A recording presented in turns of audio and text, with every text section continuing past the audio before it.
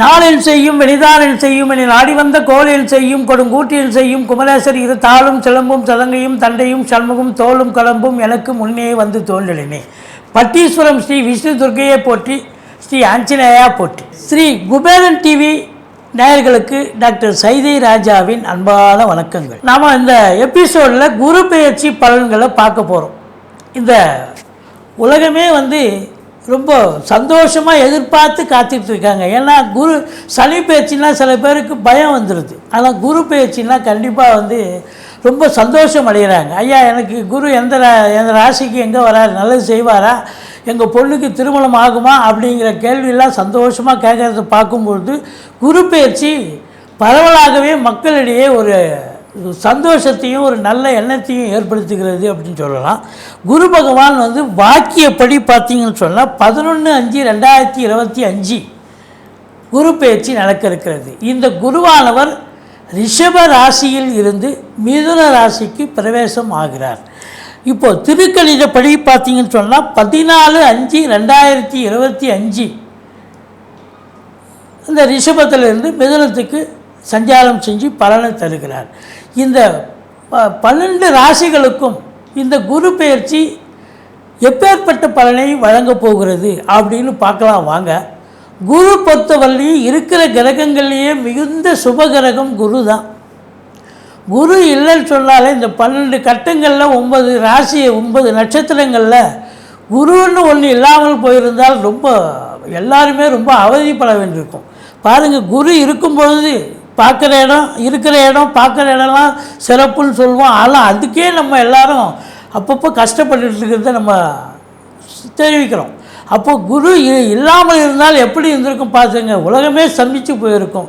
குருவானவர் இருக்கிறதுலையே மிகுந்த சுபகிரகம். ஆனால் அதே குருவானவர் எல்லா லக்னங்களுக்கும் எல்லா ராசிக்கும் நல்லது செய்வாரான்னா அதுதான் கிடையாது. இப்போ உதாரணத்துக்கு மீன லக்னம், தனுசு லக்னம், அவங்களுக்கு ஆட்சி வீடாக இருந்த போதிலும் குரு அங்கே ஆட்சி பெற்றாலும் கூட அது கேந்திராதிபத்திய தோஷம் ஏற்பட்டு பிரச்சனையே தருகிறார். இப்போது மிதுன லக்னம், கன்னி லக்னத்தில் பிறந்தவர்களுக்கு பார்த்தீங்கன்னாக்கா பாதகாதிபதி என்ற ஒரு நிலையை அடைகிறார். அதனால் உங்களை பொறுத்தவரையிலையும் இந்த 4 லக்னங்களுக்கும் குருவானவர் பாதகத்தை செய்கிறார். ராசிக்கும் அப்படி தான். லக்னத்திற்கு 100% பலனும் ராசிக்கு 50% பலனும் தாங்க. லக்னம் என்பது உயிர், ராசி என்பது உடல். இப்போ சந்திரனை வச்சு தான் நம்ம ராசி நம்ம சொல்கிறோம். அது கோச்சார ரீதியாகவும் பலனை சொல்லப்படுகிறது. ஆனால் லக்னத்தை வச்சு பார்க்கும்போது பிறப்பு சார்ட் தசாபுத்தி அடிப்படையில் நம்ம சொல்ல போகிறோம். அதே தசாபுத்தி 70% இயங்குங்க. இந்த குரு பலன், குரு பயிற்சி பலன், சனி பயிற்சி பலன், ராகு கேது பயிற்சி பலன் சொல்கிறோம் பார்த்தீங்களா, இதெல்லாம் கோச்சாரம். இந்த கோச்சாரம் என்பது ஒரு 30% மட்டுமே சாத்தியம். 70% உங்கள் தசாபுத்தி தான் இயங்கும். அந்த 70 + 30 2 கைகோத்து நின்னா தான் நீங்கள் பெரிய லெவலில் ரீச் ஆக முடியும். ஆனால் இந்த 30 உங்களுக்கு 100% ஆயிடாது. ஏன்னா குரு ஓன்னு இருக்குது, ஆன்னு இருக்குது, இப்படி சொல்கிறீங்க அப்படி சொல்கிறீங்கன்றீங்க. ஆனால் கடைசியில் ஒன்றுமே நெகட்டிவாக நடக்குதுன்னு வருத்தப்படக்கூடாது. ஏன்னா கோச்சாரம் என்பது 30%க்கு உள்ளே தான் இருக்கும். அதுதான் இங்கே இருக்கிற நிலைமை. இந்த குரு பகவானுக்கு இப்போ குரு தசை ஒருத்தருக்கு தசை ஆரம்ப தசையாக இருக்குதுன்னு சொன்னாக்கா அது ரொம்ப இதுவாகவே இருக்கும். படிக்கிற பிள்ளைங்க பாருங்கள், ஒரு 30 வயசுக்குள்ளே குரு தசை நடக்கணுங்க. நடந்ததுன்னு சொன்னால் படிப்பு ரொம்ப நல்லா சிறப்பாக இருக்கும். அடுத்தது பார்த்திங்கன்னா ஒருத்தருக்கு குரு தசை 16 ஆண்டு காலம் சூப்பராக இயங்கும். பெரும்பாலும் பார்த்திங்கன்னா இந்த துலா லக்னம், ரிஷப லக்னம், இந்த லக்னத்தில் பிறந்தவங்களுக்கும் பார்த்திங்கன்னா குரு பாவி தான். அதனால் எல்லாருக்கும் குரு நல்லது செஞ்சிட மாட்டார். மற்ற கிரகங்களை காட்டிலும் இந்த குருவுக்கு பார்வை பலம் சுபமாக இருப்பதால் 5, 7, 9 ஆகிய 3 பார்வைகளாலும் குரு பார்க்க கோடி நன்மை என்று பெரியவங்க சொல்லி கேள்விப்பட்டிருப்பீங்க. அதனால் குருனுடைய நிலை ரொம்ப சிறப்பு. குரு பார்த்தீங்கன்னாக்கா என்னென்ன நட்சத்திரம் இருக்குது அப்படின்னாக்கா விசாகம், புனர்பூசம், பூரட்டாதி. இந்த நட்சத்திரத்தில் குரு உட்கார்ந்த போது கூட குரு ஆட்சி பெற்றதுக்கு சமமாக நல்லதே செய்வார் அப்படின்னு ஒரு கணக்கு இருக்குங்க. குரு பொறுத்தவரையிலையும் தனித்து இருக்கக்கூடாது. ஒரு பிறப்பு ஜாதகத்திலையும் சரி, இல்லை கோச்சார ரீதியாகவும் சரி, அந்தணன் தனித்திருக்கையில் அவதிகள் மெத்த உண்டு, அந்தணன் தனித்திருக்கையில் அபகீர்த்தி மெத்த உண்டு அப்படின்னு சொல்லுவாங்க. அப்போ மற்ற கிரகங்களோடு குரு சேர்ந்து இருக்கும்பொழுது இன்னும் கொஞ்சம் பலனை, சிறப்பான பலனை அதிகப்படுத்தி தருவார் அப்படின்னு சொல்ல வேண்டிய ஒரு சூழல். மற்றபடி உங்களுக்கு இந்த குருவானவர் பாருங்கள், குரு பலன், குரு எந்தெந்த விஷயத்தில் நமக்கு நல்லது செய்கிறார் பாருங்கள். குரு ஒருத்தருக்கு திருமணத்தை பண்ணி வைக்கிறது குரு பலன் வேணும். குரு பலன் இல்லாமலும் திருமணம் ஆகும். இப்போ ஒருத்தருக்கு குரு பலன் இல்லைன்னா இன்னொருத்தருக்கு, இப்போ ஆணுக்கு குரு பலன் இல்லை, பெண்ணுக்கு குரு பலன் இருந்தால் திருமணம் நடிச்சிடும். இல்லை குரு பலனே இல்லைனாலும் உள்ள தசாபுத்தி போயிட்டுருக்கு, 7 குடியவன் தசாபுத்தி 2 குடியவன் தசாபுத்தி போயிட்டு இருந்தால் திருமணம் ஆகும். இப்போ குரு திருமணத்துக்கு முக்கிய பங்கு வகிக்கிறார், குழந்தை பாக்கியத்துக்கு முக்கிய பங்கு வகிக்கிறார். அதுக்கப்புறம் ஒருத்தருக்கு வேலை வாய்ப்புகள் கிடைக்க, ஞானம் பெற, கல்வி பெற. கல்வி என்பது புதனுடைய நிலை தான் இருந்தாலும் ஞானம், கல்வி, மற்ற வாழ்க்கை வாழ்வாங்க வாழ்க்கை, அதாவது பொருள் சேர, நகைகள் சேர, பொருளாதார ரீதியாக பெரிய லெவலில் ரீச் ஆக, இதெல்லாம் குரு பகவானுடைய அருள் கடாட்சம் இருந்தால் தான் நம்ம பெரிய லெவலுக்கு வர முடியுங்க. குரு பொறுத்தவரையிலையும் இப்போ குருவுக்கு நிறைய பேர் இருக்குது. அதாவது வியாழன்னு சொல்லுவாங்க, அந்தணன்னு சொல்லுவாங்க, குரு, பொன்னன், இப்படி நிறைய பெயர்கள் இருக்குது. குருவை வச்சு பார்க்கும்பொழுது ஒருத்தருக்கு நல்ல சுப பலனை, எந்த ஒரு கெட்ட கிரகமாக இருந்தாலும், அசுப கிரகமாக இருந்தாலும், அதனுடைய தசாபுத்தி நடக்குது அப்படின்னு சொன்னால், குரு சேர்ந்து இருந்தாலோ, குரு பார்த்துருந்தாலோ அந்த தீய பலன்கள் மட்டுப்படுத்தி நல்ல பலன்களை நடத்துவதற்கான வழிவகை செய்வார் இந்த குரு பகவான். அப்படி குருவுக்கு ஏகப்பட்ட ஒரு பெருமைகள் இருக்குது, ஏகப்பட்ட சிறப்புகள் இருக்குது, சொல்லிகிட்டே போகலாம். இந்த குரு இப்போ குரு பேச்சு நடக்குது இல்லைங்களா, யாரெல்லாம் எந்தெந்த கோயிலுக்கு போகலாம் அப்படிங்கிற ஒரு நிலை இருக்குதுங்க. குரு பாருங்கள், இந்த செவ்வாயினுடைய ஆதிக்கம் இருக்கிறவங்க இருக்காங்க. செவ்வாய் ஆதிக்கம் இருக்கிறவங்க மேஷம், விருச்சிகம், இவங்களுக்கெல்லாம் பார்த்தீங்கன்னாக்கா செவ்வாய் ஆதிக்கம் இருக்குது. குருவனுடைய கோயில் போனோன்னா திருச்செந்தூர் போனீங்கன்னு சொன்னால் ரொம்ப சிறப்புங்க இந்த குரு பயிற்சிக்கு. அதே நேரத்தில் இங்கே என்ன ஊர் அப்படின்னாக்கா, அந்த அரக்கோணம் போகிற அரக்கோணத்தில் இருந்து பார்த்தீங்கன்னாக்கா கோவிந்தவாடின்னு ஒரு ஊர், ரைட் சைடில் போனீங்கன்னா ஒரு குரு கோயில் இருக்குது. இந்த ஏரியாவில் இருக்கிறவங்களுக்கு இவங்களுக்கு சௌகரியம். பாடியில் திருவள்ளிதாயம்னு ஒரு கோயில் இருக்குது, அந்த கோயிலுக்கு போகலாம். அங்கே திருவள்ளீஸ்வரர் கோயில் அப்படின்னு சொல்கிற இதுவாக இருக்கார் அவர் பாடியில், அந்த கோயிலுக்கு போகலாம். மற்றபடி பார்த்திங்கன்னா திட்டை அப்படிங்கிற ஒரு இடத்துலையும் கோயில் இருக்குது. அந்த இப்படி நீங்கள் உங்கள் அருகாமையில் இருக்கிற ஒரு குரு கோயிலுக்கு போயிட்டு வாங்க. இந்த குரு பயிற்சி உங்களுக்கு சாதகமாக அமையும். வாங்க ஒவ்வொரு ராசியாக பார்க்கலாம் வாங்க. கும்பராசி, கும்ப லக்னத்தில் பிறந்தவர்களுக்கு வணக்கம். இந்த கும்பராசியில் என்னென்ன நட்சத்திரங்கள் இருக்குது அப்படின்னு பார்த்தீங்கன்னா, அவிட்டம் 3, 4 பாதங்கள், சதயம், பூரட்டாதி 1, 2, 3 பாதங்கள் உள்ளடக்கியது. இந்த கும்ப லக்னம், கும்ப ராசியில் பிறந்த அன்பர்களுக்கு இந்த குரு பயிற்சி எல்லா வளமும் நலமும் பெற்று இன்புற்றிருக்க ஆண்டவனை பிரார்த்திக்கிறோம்.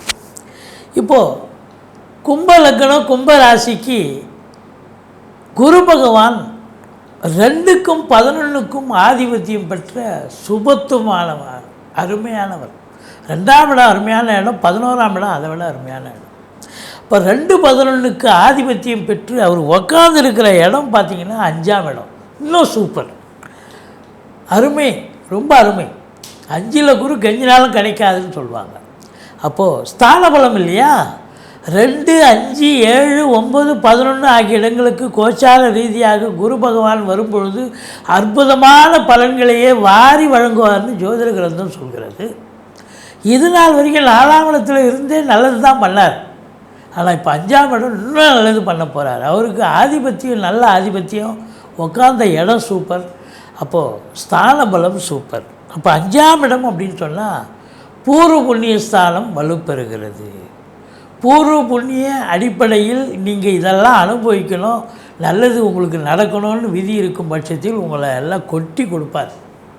சூப்பராக என்ஜாய் பண்ண போகிறீங்க. இந்த ஆண்டு நல்லா சம்பாதிக்க போகிறீங்க, சாதிக்க போகிறீங்க, சந்தோஷமாக இருக்க போகிறீங்க அப்படின்னு சொல்லலாம். அது மட்டும் இல்லை, குழந்தை பாக்கியம் இல்லாத நிறைய ஒரு 5 வருஷம் 10 வருஷம் 5 வருஷமாக குழந்தை இல்லைங்க அப்படின்றவங்களுக்கு குழந்தை பேர் கண்டிப்பாக கிடைக்கும். இப்போ 5ல் குரு கொஞ்ச நாளும் கிடைக்காதுன்னா ஏன்னா சந்தோஷமாக இருப்பீங்க, பிரச்சனைகளும் இருக்காது, சந்தோஷத்துக்கு அளவே இல்லைன்னு சொல்லணும். சீட்டாட்டம், race, lottery, speculation, online business பண்ணக்கூடியவர்கள் ஜாலியாக இருக்கலாம். உங்கள் காட்டில் மழை அப்படின்னு சொல்லலாம். மற்றபடி பூர்வீகத்திற்கு அடிக்கடி சென்று வருவீர்கள், குலதெய்வ வழிபாடு பண்ணுவீங்க, பூர்வீகத்தில் வீடு கட்டுறது, வீடு ஆல்ட்ரேஷன் பண்ணுறது, அப்படி ஏதாவது ஒரு வேலை எடுத்துக்கிட்டு போவீங்க, சிறப்பாக பண்ணுவீங்க. பூர்வீகத்தில் கோயில் கட்டுறாங்க, டொனேஷன் கொடுப்பீங்க, அங்கே போய் நிற்பீங்க, மேற்பார்வை பார்ப்பீங்க, இதெல்லாம் பண்ணுவீங்க. சரி, இது ஸ்தான பலம் சூப்பர். குலதெய்வ அதாவது பூர்வ புண்ணிய ஸ்தானம் வலுப்பெறுகிறது. பூர்வ புண்ணியம் இருந்தாலே வாழ்க்கையில் சுபிட்சங்கள் கிடைக்கும். அப்போது குரு பார்வை கோடி நன்மை. 9ஆம் இடத்தை குரு பார்க்க போகிறார். 9ஆம் இடம் என்பது பாக்கியஸ்தானம். இப்போ 5ஆம் இடத்துல குரு இருந்தாலே 1, 5, 9 1ஆம் இடத்தை குரு பார்க்குறாரா, 9ஆம் இடத்தை குரு பார்க்குறாரு, 5ல் குரு கேமரா ட்ரைபேடு மாதிரி 1, 5, 9 ட்ரையாங்கல்னு சொல்லக்கூடிய இடம். இந்த 5 1, 5, 9 சிறப்பாக இருந்தாலே அவன் ஜெயிச்சிட்டாலும் அர்த்தம். வாழ்க்கையில் பெரிய லெவலில் வந்துடலாம். பாக்கியஸ்தானம் ஈஸ்ட்லி டு கெட், எதையும் போராடி ஜெயிக்க தேவையில்ல, அது தானாக நடக்கும். பாக்கியம் அப்படின்னாக்கா அதாவது கொள்வினை இருந்தால் தானுங்க கொடுப்பினை கிடைக்கணுவாங்க இல்லையா ஒரு பழமொழி. அப்போ பாக்கியமானவன் இந்த நேரம் அவனுக்கு எல்லாமே கிடைக்குதுங்க, இது கிடைக்கணும்னு விதி இருக்குது, கிடைக்குதுங்க அவனுக்கு அப்படின்னு சொல்லுவாங்க. அதுதான் பாக்கியம். அப்போது எதிர்பார்த்ததும் நடக்கும், எதிர்பார்க்காத விஷயங்களும் சக்ஸஸ் ஆகும் அப்படின்னு சொல்லணும். தந்தைக்கு யோகமான காலம், தந்தைக்கு தொழில் வளர்ச்சி, தந்தையால் உங்களுக்கு நல்லது நடக்கும். அதே நேரத்தில் நீங்கள் ஆன்மீகத்தில் ஒரு 50 வயசுக்கு மேலே இருக்கிறவங்களுக்கு ஆன்மீகத்தில் அதிக நாட்டம் இருக்கும். ஆலய வழிபாடுகள் செய்வீர்கள், நன்கொடைகள் வழங்கி மகிழ்வீர்கள். 5ஆம் இடம் குரு இருக்கார், 9ஆம் இடத்தை குரு பார்க்குறார். குழந்தை பாக்கியம் இல்லாதவர்களுக்கு குழந்தை பேர் கிடைக்கும். உயர்கல்வி படிக்கிறவங்களுக்கு நல்ல ஒரு கைடு கிடச்சி நல்ல அதாவது எம்ஃபில், டாக்டரு, பிஹெச்டி, எம்எஸ்சி இது போல் பெரிய படிப்பு படிக்கிறவங்களுக்கு அற்புதமான ஒரு ஆண்டு, சாதிக்கக்கூடிய ஒரு ஆண்டு. அப்போது கோயில் குளங்களுக்கு போவீங்க, வெளிநாட்டுக்கு போவீங்க, வெளிநாடு ஜாலியாக டூர் இன்ப சுற்றுலான்னு போகலாம், இல்லை தீர்த்த யாத்திரைன்னு கூட போயிட்டு வரலாம். எது எப்படி இருந்தாலும் ஒரு ஆத்ம திருப்தி கண்டிப்பாக கிடைக்கும்.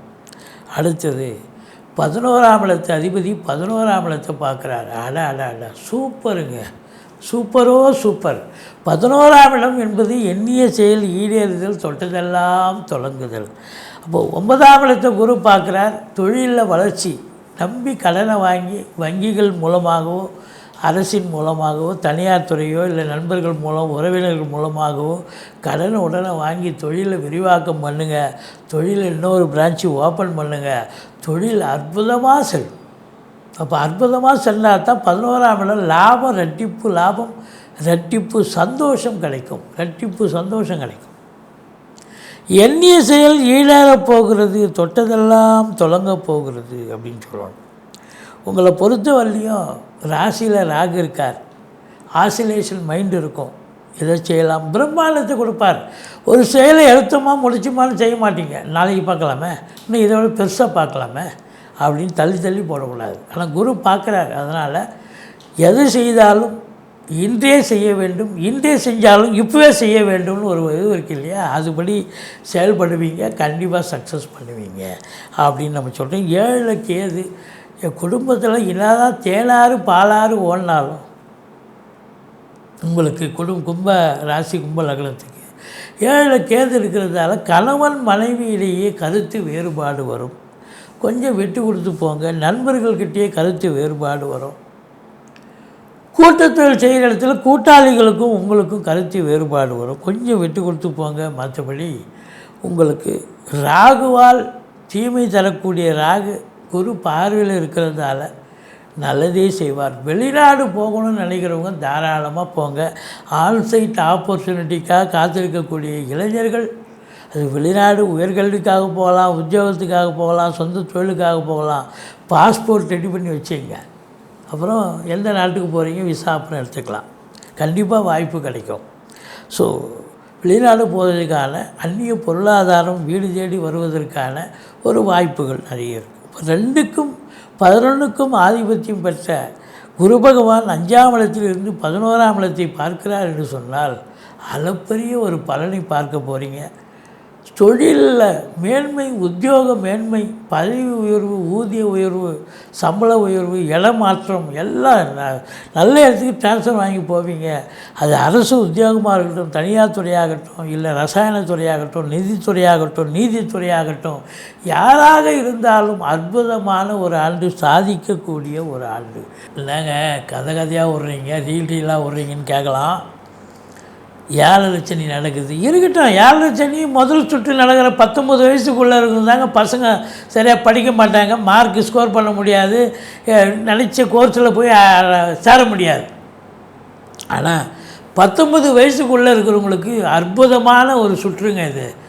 2வது ரவுண்டு நல்லதே செய்யும். வாழ்க்கை இதுதான், பாதை இதுதான், பயணம் இதுதான், நல்லது பண்ணும். அதாவது சங்கடம் தீர்க்கும் சனி பகவானே மங்களம் பொங்க மனம் வைத்தருளா சச்சரவின்றி சனீஸ்வர தேவை இச்சகம் வாழ்க இன்னருள் தாத்தா. இந்த சுலோகத்தை சொல்லுங்கள். சனிக்கிழமை தோறும் எள்ளெண்ணெய் தீபம் இட்டு வாருங்கள். தலைக்கு வர்றது தலைப்பாயிட போகும். மற்ற கிரகங்கள் உங்களுக்கு சாதகமாக இருக்கின்றன. ராகு சாதகமாக இருக்கார், குரு ரொம்ப ஃபேவரபுளாக இருக்கார், அவரு சாதகமாக இருக்கார்.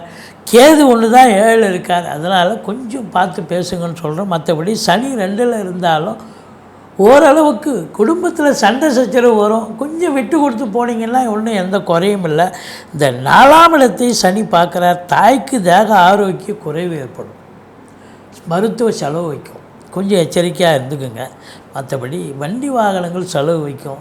வண்டி வாகனங்களை வச்சு பழப்பு நடத்தக்கூடியவர்களுக்கு சவாரி கிடைக்கிற மாதிரி கிடைக்கும். ஆனால் பாதியில் நின்று போய் பழுதாகக்கூடிய நிலை ஏற்படும். ஏன்னா 4ஆம் இடம் சனி பார்க்குதில்ல. சுகஸ்தானம், சுகமே இல்லாத மாதிரி இருப்பீங்க. எப்போ பாரு பிஸியாக இருக்குங்க, ஒரு தேவைப்படுற இடத்துல ரெஸ்ட் எடுக்க முடியலைங்க அப்படின்னு நினைக்கக்கூடிய ஒரு நிலை இருந்தாலும் 11ஆம் வீட்டை குரு பார்க்குறதால உங்களுக்கு வங்கி கணக்கு உயரப்போகிறது, நல்ல சம்பாத்தியம் இருக்க போகிறது, கோடீஸ்வர யோகம், குபேர சம்பத்து இதெல்லாம் கிடைச்சா நீங்கள் அப்போ அது சுப செலவு பண்ணித்தானே ஆகணும். வீடு வாங்க, மனை வாங்க, தோட்டத்துறவு வாங்க, பிள்ளைகளை உயர்கல்வி படிக்க வைக்க எல்லா சிறப்பு. அதாவது இந்த கும்ப லக்னம், கும்ப ராசியில் பிறந்த பெண்களுக்கு யோகமான ஆண்டு. மாணவர்களுக்கு அதை விட சூப்பராக இருக்கும். நல்லா சாதிப்பீங்க. அதான் ஆராய்ச்சி கல்வியெல்லாம் படிப்பீங்க. உங்களுக்கு கைடு கிடச்சி நல்ல முன்னுக்கு வருவீங்கன்னு நம்ம சொன்னோம். அரசியல்வாதிகள் அப்படின்னு பார்க்கும்போது அவங்களுக்கும் ஒரு ஏற்றமான ஒரு சாதாரண ஒரு நிலையில் இருக்கிறவங்க அங்கே ஜம்ப் ஆகி இன்னொரு போஸ்ட்டுக்கு போகிற அளவுக்கு உங்களுக்கு மேலிடத்தில் செல்வாக்கு உயர்ந்து நல்ல அரசியல்லையும் ஒரு பெரிய லெவலுக்கு வருவீங்க. மற்றபடி இந்த விவசாயம் செய்யக்கூடிய அன்பர்களுக்கும் ஒரு சிறப்பான ஒரு ஆண்டு. கலைஞர்கள் சாதிக்கக்கூடிய ஒரு ஆண்டு. கண்டிப்பாக உங்களுக்கு டெக்னீஷியன் அது என்ன டெக்னீஷியனாக, camera assistant, director, assistant director யாராக இருந்தாலும் சரி, கலைஞர்களுக்கு ஒரு பொற்காலமாகத்தான் இது அமையப் போகிறது. வேலை வாய்ப்புகள் கிடைச்சி சந்தோஷமாக இருக்க போகிறீங்க, சாதிக்க போகிறீங்க. நன்றி, வாழ்க வளமுடன். ஸ்ரீ குபேரன் டிவியை பார்த்தமைக்கு நன்றிகள். மேலும் இது போன்ற தகவல்களை தெரிந்து கொள்ள ஸ்ரீ குபேரன் டிவியை சப்ஸ்கிரைப் செய்யுங்கள். மறக்காமல் பெல் ஐக்கானை கிளிக் செய்யுங்கள்.